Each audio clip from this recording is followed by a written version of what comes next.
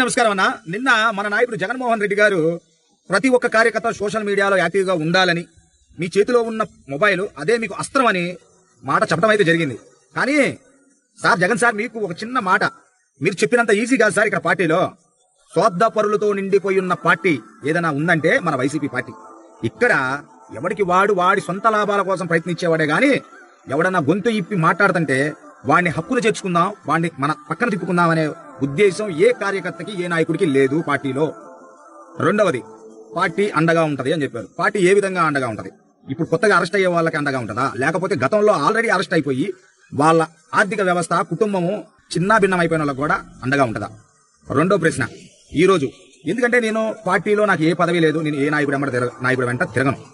నేను చెడ్డైనా పర్వాలేదు. ప్రతి కార్యకర్త మనసులో ఉన్న ప్రశ్న ఏంటంటే, ఈ రోజు పార్టీ ఏ విధంగా అండగా ఉంటది? ఇప్పుడు నేనే ఉన్నాను, అరెస్ట్ అయ్యాను, నన్ను కాపాడేదానికి అండగా ఉంటదా? లేకపోతే నేను లోనుంటే నా కుటుంబాన్ని ఆదుకునే విధంగా అండగా ఉంటదా? లేకపోతే నేనే చస్తే, నా భార్య ముండం వస్తే నా భార్యకి 5 లక్షలు 10 లక్షలు డబ్బులు ఇచ్చి ఒక 10 ఫోటోలు దిగి సోషల్ మీడియాలో పెట్టుకునేదానికి అండగా ఉంటదా? లేకపోతే నన్ను సావకుండా అరెస్ట్ కాకుండా కాపాడేదానికి అండగా ఉంటదా? పార్టీ ఏ విధంగా అండగా ఉంటది? ప్రతి ఒక్క కార్యకర్త మనసులో ఉన్నది ఈ రోజు అదే.